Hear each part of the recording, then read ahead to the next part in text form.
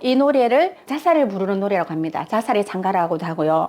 헝가리에서 8주 동안 157명이 사망하였다고 크게 보도되었습니다.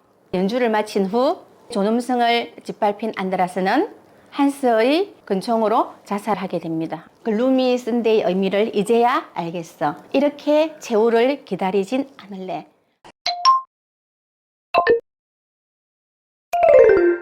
박갑식의 영화의 문학 제6편 글루미 선데이입니다. 글루미 선데이의 뜻이 무엇인지 아시겠습니까?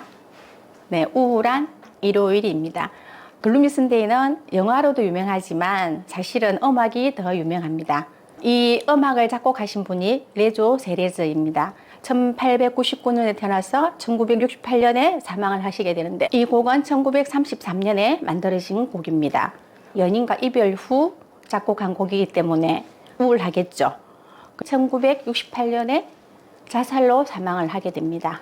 1935년에 시인 라즐로 자모가 가사를 붙이고 그 이후에 1963년에 많은 사람을 자살로 몰아넣습니다. 이 노래를 자살을 부르는 노래라고 합니다. 자살의 장가라고도 하고요. 헝가리에서 8주 동안 157명이 사망하였다고 크게 보도되었습니다. 그리고 BBC에서 60년 이상 금지된 곡으로 정해지기도 했습니다. 그렇다면 이 노래만으로 사람들이 자살을 하게 되었을까요? 저는 그렇지 않다고 생각합니다. 시대적 배경이 1930년입니다. 세계 대공황이 있었습니다. 그리고 1939년 2차 세계대전. 이 2차 세계대전은 1차 세계대전에 이어서 발발했기 때문에 유럽 전체가 모든 국민들이 고통으로 힘들어하는 상황이었습니다. 글루미 선데이 노래를 바탕으로 해서 만들어진 글루미 선데이라는 책이 있었습니다. 근데 이 책은 뒤에 붙여진 이름이고 원래 책 이름은 슬픈 일요일의 노래였습니다. 이 책을 바탕으로 감독님은 영화를 만들었습니다. 글루미 선데이라는 영화입니다. 1999년에 개봉을 했고 두 차례 더 개봉을 했습니다. 그만큼 매니아들도 많고 유명한 영화입니다. 근데 이 영화는 독일 감독의 헝가리 배경 영화입니다. 독일과 헝가리의 합작 영화라는 이야기입니다. 이 독일 감독은 사랑과 우정 많은 것들을 보여주기도 하지만 2차 세계대전의 힘든 상황 그리고 독일 국민으로서 2차 세계대전에 대한 통렬한 반성을 하는 것을 보여주는 영화이기도 합니다.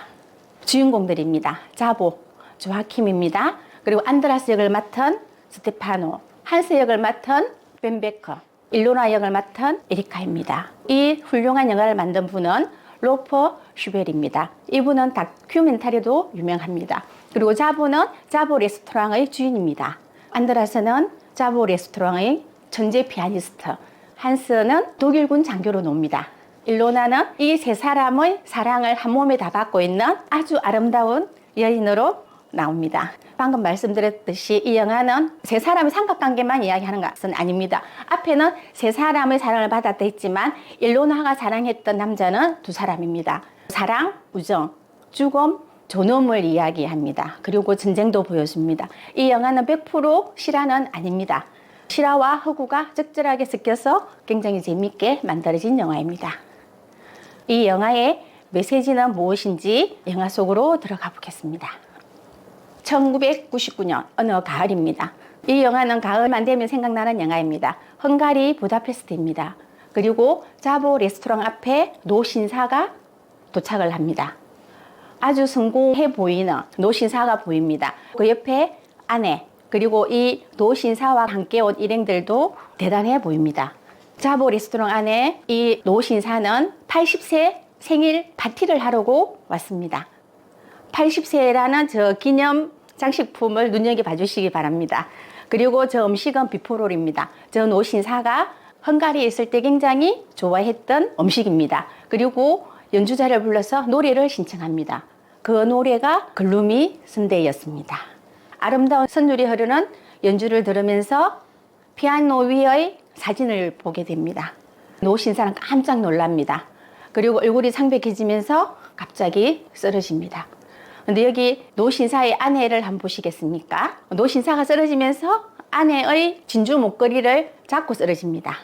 근데 노 신사가 쓰러져 있는데도 아내는 진주 알이 더 소중한 모양입니다. 갑자기 레스토랑 안에 있던 지배인이 저주받은 그 노래예요. 60년 전 여인의 사랑을 얻기 위해 쓰여진 곡입니다. 소리를 지릅니다. 60년 전으로 들어가 보겠습니다. 자보의 레스토랑입니다. 자보와 일로나가 사랑을 나누고 있습니다. 자보는 세상 부를 것이 없습니다. 그만의 레스토랑이 있고 그가 사랑하는 너무나 매력적이고 아름다운 연인 일로나가 있었기 때문입니다. 그런데 어느 날 갑자기 피아니스트를 새로 고용하게 되었습니다. 그런데 그때 두 사람이 반하게 됩니다. 일로나와 천재 피아니스트 안드라스입니다. 이 두 사람의 진한 모습을 보고 자보는 왠지 불안합니다. 그러던 어느 날 사랑하는 일로나의 생일이었습니다. 이 생일날 자보는 돈이 많기 때문에 이렇게 예쁜 푸른색 빛깔이 도는 머리핀을 선물합니다. 그런데 안드라스는 가난한 피아니스트였습니다. 돈이 없다 보니 글루미 선데이라는 곡을 만들어 선물합니다.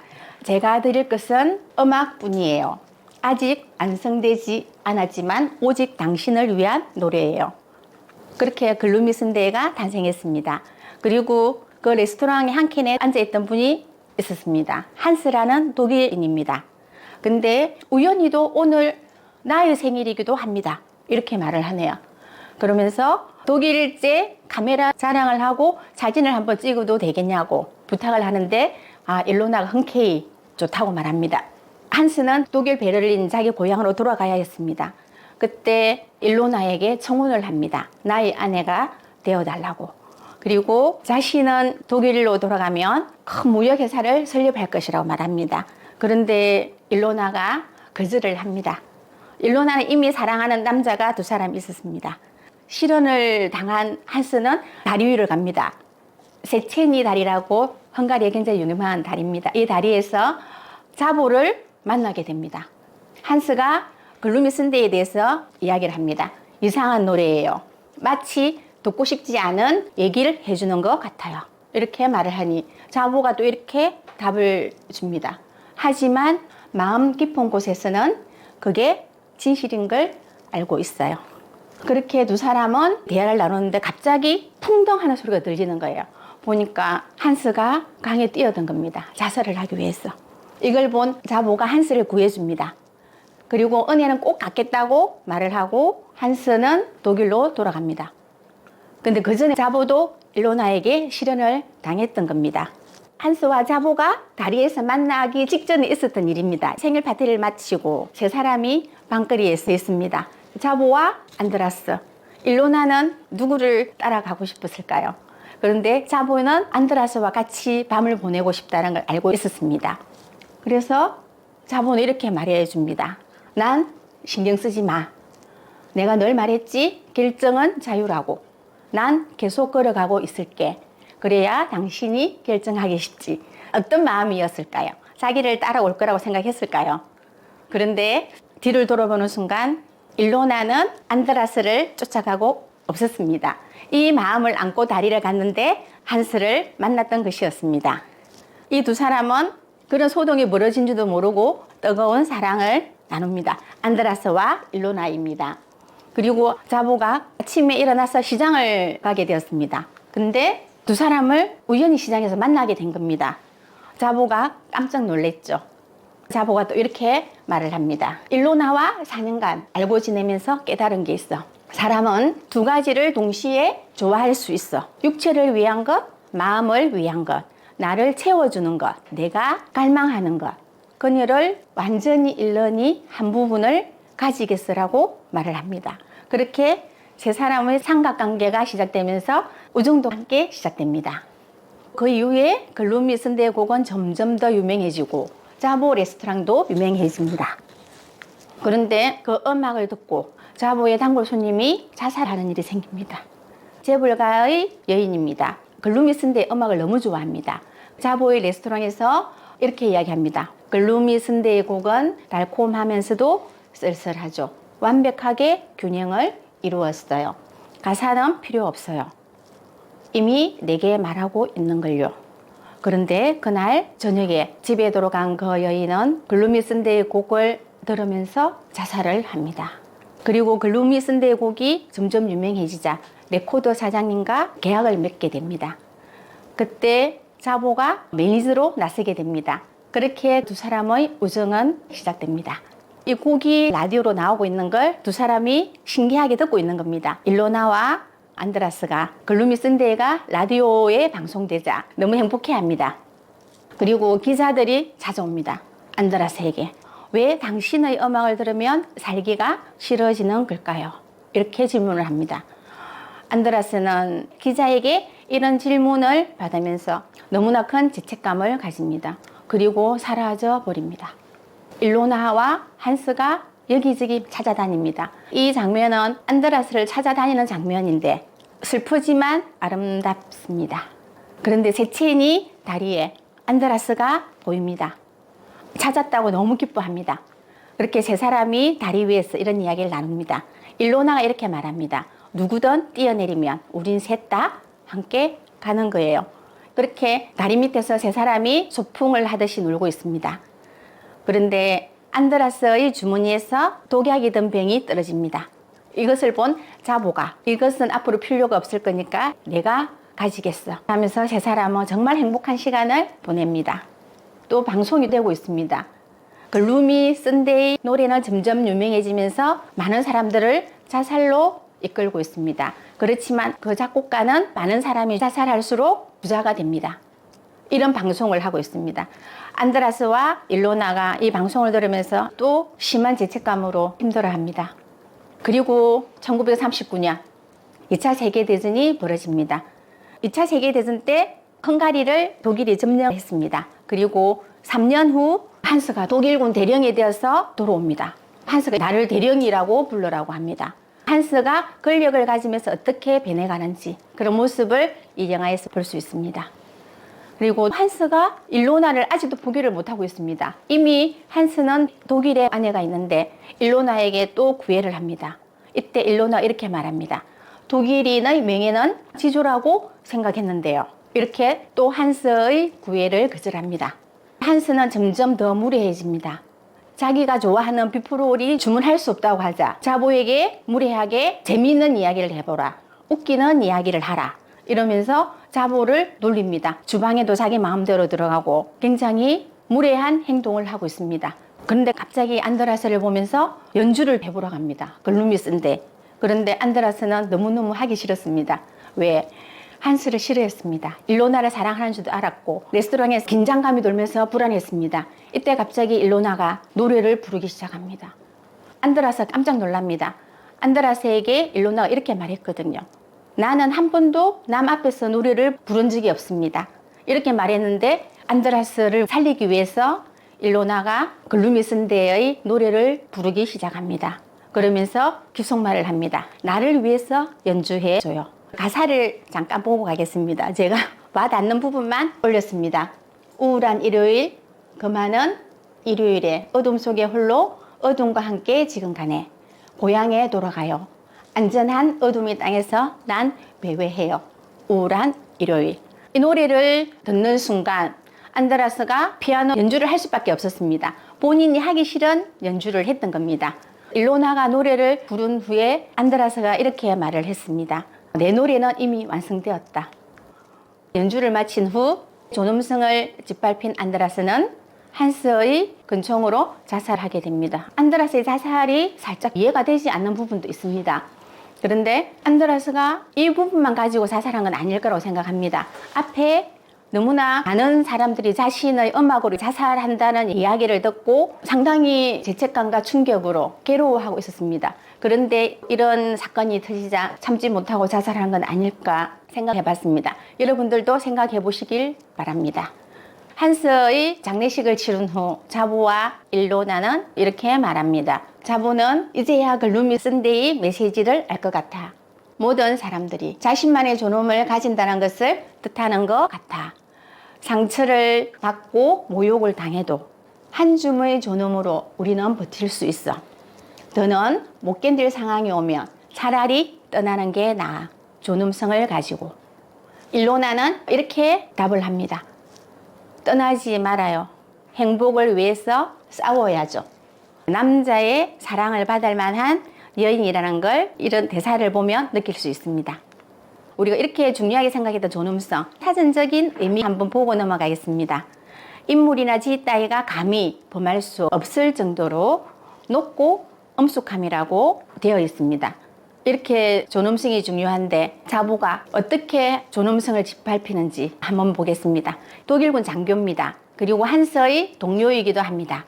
한서와 같이 레스토랑에서 밥을 먹고 술을 마시고 취했습니다. 그리고 밖에 나와서 비틀거리는 것을 자보가 잡아주는 순간 밀어붙이고 때리고 폭행을 하면서 총까지 겨누게 됩니다. 그러면서 유대인 돼지놈 주제 하면서 함부로 막대합니다.